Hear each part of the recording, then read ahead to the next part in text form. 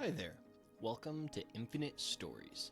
This is the podcast where we sit down and interview everyday people just like you and me. This is your host, Mitchell Vine, and boy, do we have an incredible story for you. Let's jump into this week's interview. Awesome. Well, we are here to talk about your story. And honestly, we should probably start with who you are. So why don't you introduce yourself as if we've never met before? Too easy. So my name is Dan. As you can tell, I'm from Australia. I am in the middle of uni. I'm a uni student. How far do you want me to go with this?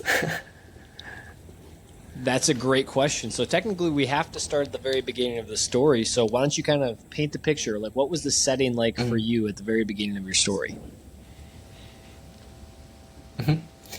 For sure. So I was born into a family of, I have 7 siblings. So we were all homeschooled growing up, and I was raised Christian as well, which is really great, especially with a big family, like keeping track of everyone. It worked out really well. And then in grade 9, all of my siblings had finished school, and so I went into a private Christian school for the last 4 years of school. Graduated 2022, started uni doing architecture, dropped out, had a gap year, and then I've just started again this semester. So. Awesome. Well, let's go back to the beginning of your story and paint that picture as clear as possible. So you said you got 7 siblings. So are you the youngest then?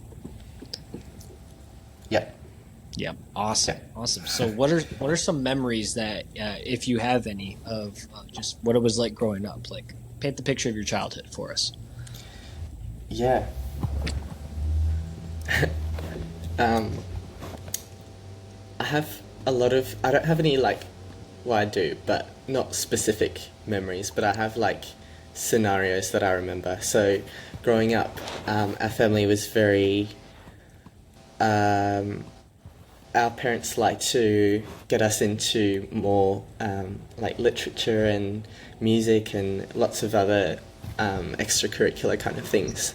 So my older sisters played piano a lot. My brothers were into sport. I like to read. And I have this one memory of walking down the stairs at home, and one of my sisters is getting ready to go to a masquerade, a fancy dress, and then the other one's playing Pride and Prejudice on the piano, and then one of my brothers outside on the mower. And I don't know, I just remember everything about that scene, the smells, what I could hear and what I could see. But yeah, aside from that, there's a lot has happened because in a big family, there's always a lot happening. So we've had motorbike accidents happening on the property. We've got, car accidents here and there. Not by me, I have to say. Yeah, all sorts of different things always happening. And then all of my siblings are actually married now. Well, one's engaged, but soon to be married. So, yeah, it's lots of weddings, lots of nephews and nieces, which is awesome. Nice. That's awesome. So, you kind of mentioned already that you grew up in a Christian family.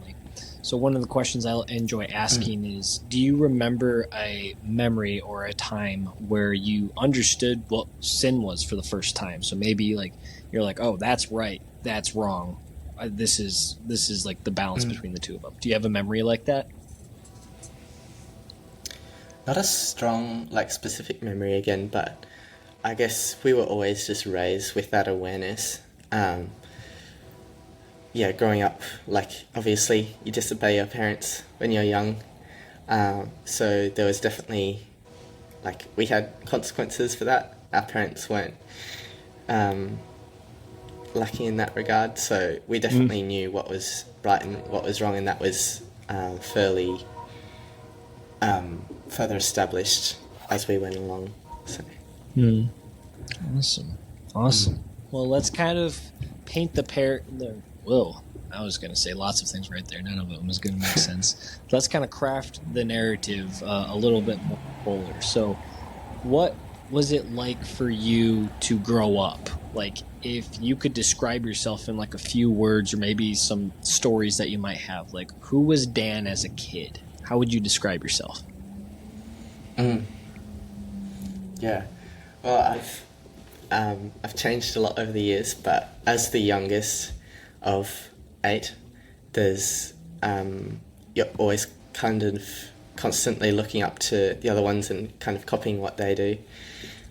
So I guess earlier on, I was like a massive reader,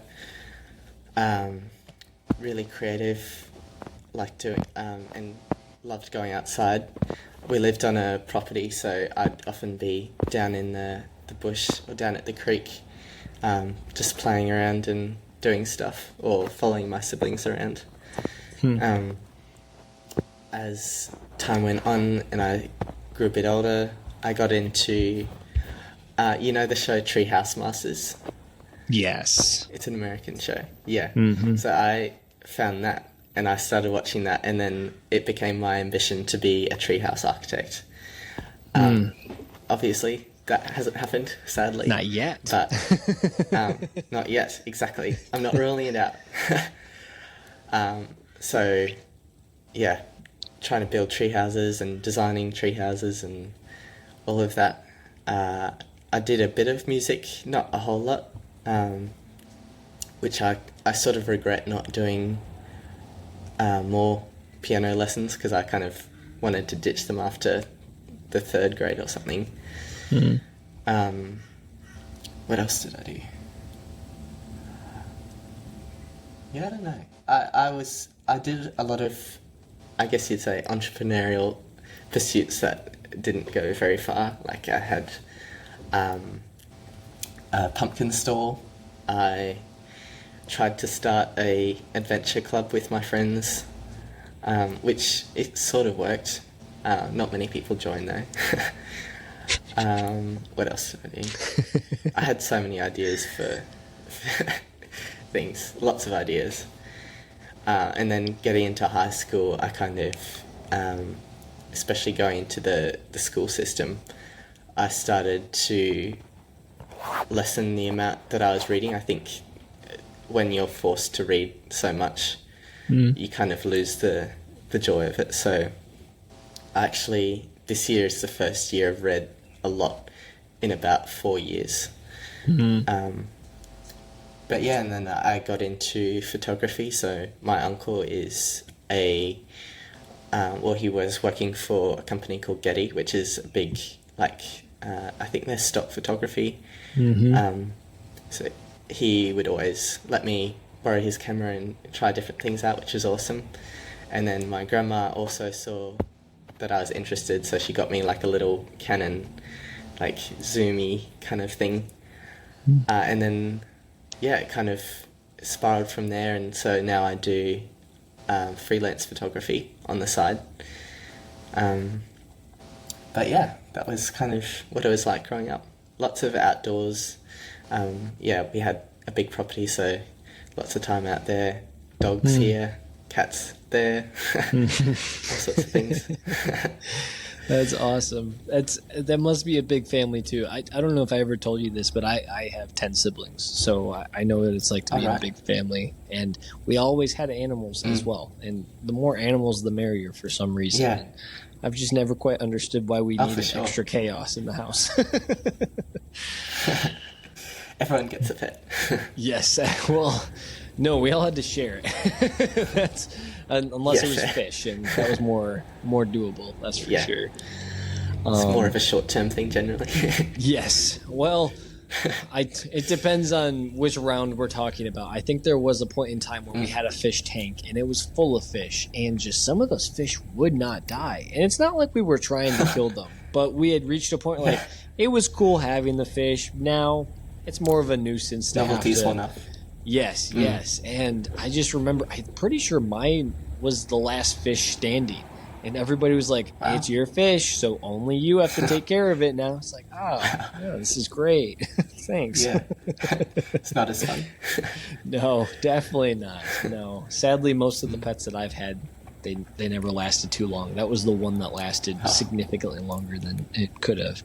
But you mentioned as you kind of transitioned into the more Christian private school area that sounded like a pretty monumental time frame in your life. So what were some of the life change that you had to get used to, obviously, and maybe some of the characteristics that came out of that?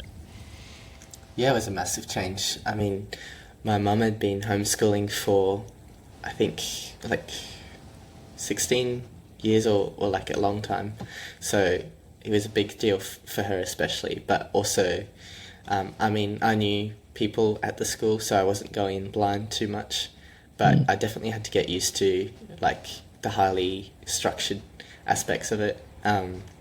Not that my homeschooling experience was really like relaxed and chill. Like we still had structure, but this was like timetables. You go here at this time, and also the academic writing. We did more. We had this system called ACE. I don't know whether you've heard of it. I don't think so. But you get these little booklets and you fill them out over time and you just work through them. It's not really... I think maybe in the senior years it gets more into like essay form, but going into the school system, that was the first time I'd actually written long form assessment. So that was definitely big to get used to. And then just the social group aspects, because I'd always grown up having my friends and like everyone was friends with everyone pretty much. Whereas when you get into school, there's very clear groups. Like even in a Christian school, there's different crowds. So navigating that was, I wouldn't say a challenge. I definitely felt led, and knowing people, I kind of fit into those groups. But it was something to get my head around that not everyone likes each other. It's so sad, isn't it? Like if everybody could just get along and actually be kind and loving to one another, like it'd be just like the world was designed to be. And that is something I'm really looking forward to having Absolutely. one day. That's for sure. Yeah. Definitely. I think even just my time in the Bible this morning, it was talking about how it's okay to desire the things that you don't see, because that's just your desire for heaven, and that's good. You should desire heaven because it's so much better than what we are actively living out on a day-to-day basis. And I remember like just saying like, man, that just sounds so nice right now. I could really go for heaven right now. And it's just one of those sobering realities of like, man, we really just put too much focus on this world. And if we could just like take some of that and focus it back on heaven, we'd be so much better off. So much better off. I love the analogy that's like when you're driving a car and you see something really beautiful that you're just drawn to. It's like a little piece of a representation of heaven. It's like a reflection of heaven. I really like that analogy. Not sure how accurate that is, but no, it makes sense. It just grows that desire for us. Kind of like if you taste a good food, you want more of that good food, right? And it's just the smallest taste will want the perfection of it, I guess. You're just desiring that perfection and that goodness that only can truly come from God long term. So that's really awesome. So it's kind of interesting interviewing people who have a relatively short story, if you will. But I'm kind of curious, going back and kind of diving through the story's details a little bit more. A lot of Christians, they typically talk about having a aha moment or like a salvation moment. Is that something that you experienced in your life, and what did that look like? Yeah, so that's an interesting one. So I remember when I was probably around 10, going up to my mum and saying, I want to follow Jesus, but I also think that might not have been completely genuine because I was meant to be in bed and I wanted an excuse to stay up. Not that I was not wanting to do that, I just wasn't, when you're that age, you just look for excuses. But I think it definitely accumulated. And then there was a point in grade 10 where I came home from school one day and I found out that one of my brothers had committed suicide. And that was kind of a massive moment in, because I saw my siblings, like their faith was definitely very much rocked. Interestingly though, that's where I pretty much just locked in and I was like, you know what? God is actually so good to me. And I felt him through that whole process and I still feel him. So that was kind of I guess you'd say the catalyst for wanting to actually pursue God a lot more and dive right in. And obviously it's a process and I'm still trying to figure out who God is to me and trying to, just get into that deeper connection with him. But yeah, that's probably where it really started. Yeah. Do you enjoy learning? Is that something that you enjoy? Yeah, I definitely enjoy learning. Sometimes I get frustrated though if I'm not good at it straight away. I'm one of those people. I'm with you. Perfectionist. Yeah. I'm a recovering perfectionist. I had to stop giving up on the perfection, so. Nice. But kudos. no. I'm not very good at it. That's why I say I'm recovering. But something that I learned about just with the character of God and with Scripture and just everything about that it's like a constant learning that I'll just never get there. Like just that understanding of like if I wanted to walk in a room like, all right, I'm the smartest person here because I have read this book inside out and I know everything in there. That's just never going to be possible. I have the worst memory in the world, so I forget things that are in the Bible every single day. And when I come across it, I'm like, oh, have I even read this before? That's good. And then I realize, oh, I underlined it. Exactly. Like, oh, I already highlighted it. Why don't I remember this? Like that's just the interesting thing. It's like the Bible is like an ongoing mystery that every time you open it up, it's just like, oh, I don't remember that piece. I don't remember that puzzle. Or like, oh, I want to sit with that. And I'll probably sit with that for the rest of my life. And it's just like on every single page, there's something. And it's kind of nice that we don't have to arrive. Like that is not something that God expects on us. Like, all right, this is your manual. Read it inside and out and make sure you get it by the time you get to heaven. That's just not it. And it's very relaxing, and it takes a lot of the pressure off of us as believers to be like, I don't know everything. I try my best to read this really confusing book, but all I get is what I understand that God gives me, and that's it. And I'm still trying, but it's really nice to not have to have that demeanor, because I always thought as a Christian, like, you were supposed to have it together. You were supposed to understand everything. And that's just not the case. And I'm so glad it's not the case.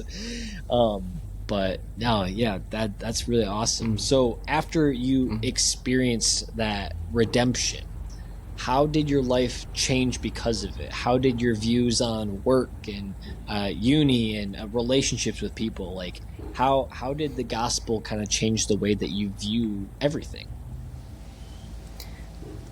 That's a good question. I don't think that it necessarily changed my views.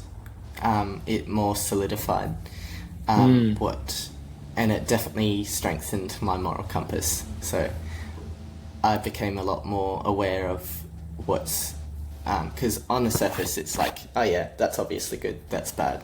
But then there's that deeper level that I think I kind of tapped into, where it's like, this may look fine, but underneath the surface it's actually not. And I think it just gave me a bit more, like, and it's still giving me confidence. I wasn't really an outspoken person growing up, and I've only just started heading in that direction. which is, yeah, it's a journey. And I have a lot to work on still, but there's, yeah, definitely a much more awareness for the things of God. Absolutely, for sure. Well, I'm excited to see what that journey looks like for you. I love hearing little updates about different things that are happening in your life, so that's really cool. Yeah. Maybe we'll have to come back to the podcast in like 20 years and be like, all right, Dan, what happened? What's changed? Yeah, exactly. I'd love to know as well. Same here. I want to know if I'm still doing this podcast in 20 years. That'd be crazy. I reckon. That would be awesome. That'd be awesome. Well, one of my favorite characters in stories is the mentor or the guide. And kind of looking back at your story up until this point, did you have any like mentors or teachers or guides that kind of walked with you with how you've lived your life up until this point? I haven't had like one consistent mentor through the whole process. Like my parents are there, obviously, but I don't talk to them about everything and anything. Definitely, I think some of the biggest impacts I've had on my faith journey have been my older sister's friends. So she went on I think it was a conference or something, and then she just built up this group of friends that was so on fire for God, and she'd bring them back to mum and dad's for camp outs and campfires, and that's, I think, where I really saw what it meant to be on fire for God and to long for Him and like actually pursue Him. So some of them definitely kind of gave me advice along the way, and mainly displayed what I should be doing.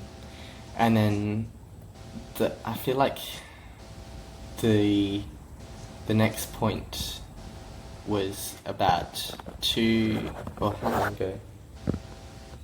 No, I think it was only 1 year ago actually. So we started going to a different church, and I joined a small group for the first time. And the dad of the family who was running it was really welcoming, and he kind of became, I guess, like a mentor. So that's only a fairly recent thing. And then in the last 3 months I've moved cities again. I hadn't moved before then, but I moved cities. And so I've joined a new church, so I'm still trying to find that point. But I think a lot of my siblings have been kind of bouncing boards to when I have questions and stuff. Keep you grounded. Good. Yeah. That's awesome. So then I guess the follow-up question to that would be, do you want to be a mentor and a guide to the people around you, whether it's right now or in the future? Oh, for sure. And I think particularly in this generation, there is such a need for mentors who are really strong. And I think especially in the age of like social media and TikTok and how that's impacting the younger generation's worldviews, they really need to know what is actually good and what is only surface level good. And yeah, I would absolutely love to have that, be that kind of person. I've briefly sort of been doing that with like my nephews and nieces, but that's kind of like a different role because you're related to them, so they can't like there's things, you know. Unspoken expectation. Yeah, and I'm supposed to be like the cool one, so like friends with them, playing their games, not telling them what to do. So that won't last very long, so hold on to that while you have it. Nah. And they're all pretty young, so yeah. Good. That's awesome. That's awesome. Well, I've got a lighthearted question. We've gone through some heaviness, and I'm very curious. Are you more a book person or a movie person now? Like, if you could only have one for the rest of your life, what would you pick? That's a really good question, because previously... Oh, man. That's really hard. I think I'll say books, because there's more quality in more books, whereas movies can be hit and miss. Very, But yeah. I am finding a loophole by saying I'd still watch TV shows because you can kind of get around that. But You definitely can. I feel like a lot of movies these days, I don't know, they're just like the good ones are fewer and fewer, and they're just Hollywood's just churning out rubbish basically. I'm like, what is this? What happened to the good shows or good movies that you were putting out like 20 years ago?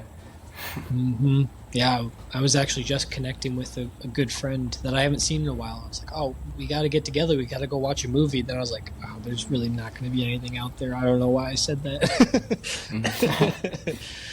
Yeah. But, and then you spend like 20 minutes trying to find something on Netflix or something. And then like it's that. bedtime already, and you're like, next time. Yeah. That's Oh, man. Well, so then follow-up question then. You said books. If you could write a book about your life story up until this point, what would you want it to be called? Wow. First of all, I'd love to write a book. It's definitely one of my goals. Good. In what it would actually be called, that is a very difficult question. I'm going to have to ponder that. I don't know, because a lot of the plot hasn't happened yet, I feel. So who knows what the defining moment will be. But I'd say it would have to be something to do with photography. Okay. Well, let's brainstorm here for a second.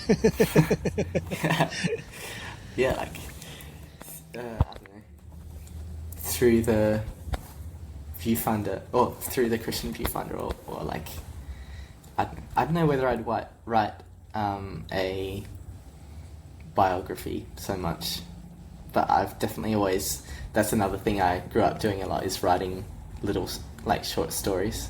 I even emailed a publisher on my dad's email, which eventually it got to the point where she wanted to talk to my parents, and I was like, never mind. It's not that good. Go back. Yeah, undo. Yeah. Oh, that's amazing. Well, maybe this could just be part one of the book, and then whenever you get to the next season of life, you're just continuously adding to it. You never know. You never know. I do like Through the Viewfinder. That's a catchy title, for sure. Yeah. Man, well, I only have 2 more questions. You're breezing through these questions, so congratulations. Wow, that was quick. I know. Sometimes it happens like that. But who knows? Maybe our podcast in like 20 more years, you'll have a longer story that we can get through. Yeah. Or maybe one of these questions will. Oh yeah. Especially the one about writing the book, and then you're like, yeah, my book's actually done. Here you go. And then I was like, oh wow, see, I told you. But what would you say to someone who is scared or intimidated in sharing their story? Like, how would you encourage them to do so? I've watched so many different and heard so many different testimonies, and I've been getting into that a lot lately on YouTube. But the one recurring theme is that there's always people who will relate to your story and who you will encourage by sharing it. I think it's really important that everyone shares the story, whether it be with a large audience or just a few people, because you never know what impact you're going to have. Because even if it might seem like a really normal story to you, but that might just hit the right chord in someone else's life and definitely change them. And I guess with confidence, like, it's hard because it's such a personal and vulnerable thing to share your story. But just, you don't have to share the whole thing, I guess. Not that you would just focus on the good parts, but like, you can edit it down. Don't feel like you have to tell them the details of how you were born and all that. Like, just like break it down and and add more as you go along. You don't have to do it all at once necessarily. Absolutely. Yeah, simplify it. Doesn't need to be a master class or anything like that. Just walk through it at the pace that you can genuinely walk, and don't run through it. That's for sure. That's a horrible idea. Yeah, no. But For sure. that's awesome. Well, then I only have one last question. Is there anything else that you sense that God wants you to share on behalf of anybody who'd be listening to this podcast?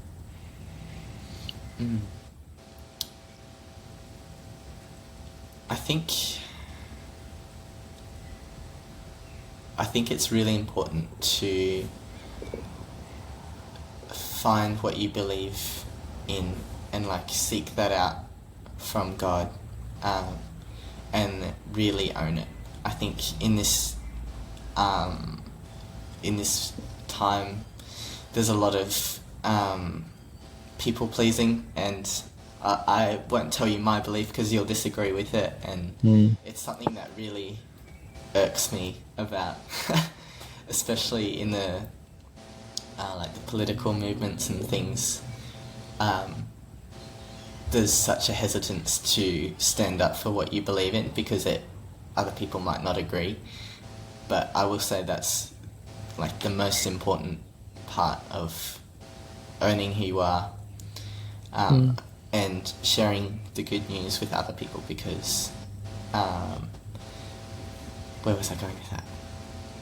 I think the media can become so saturated with the enemy, and even subtly, just the enemy's little beliefs that he tries to poke in. But I think it's up to us as Christians to really stamp those little fires out, and really just stand up and share your story, share how God has impacted you, and really call out people who, like, obviously don't try and make enemies with people just for the sake of it, but like call out your friends when you see them doing something wrong and actually talk about it. You don't have to argue, you can just have a good discussion. Absolutely.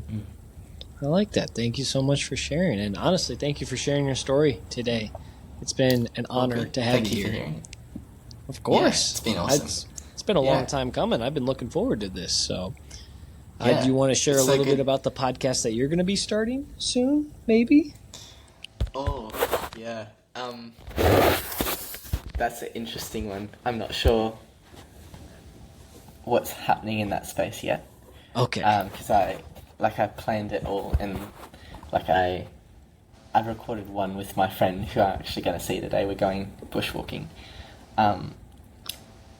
But I don't know, I got cold feet, and I don't think it's the right time for me to start that just yet. It's not outruled. It's on the back burner. So right. while I'm in uni and just still building up my views and becoming, I think at this point in time I'm very impressionable still. So, which is a good thing in many ways, but when you're talking to all sorts of different people, you need to stay true to what you believe. So I need to solidify that, I think. And find some time. That's the hard part right there. Find the time. That's for sure. Oh, yeah. Well, thank you so much. Definitely something. Yeah, thank you.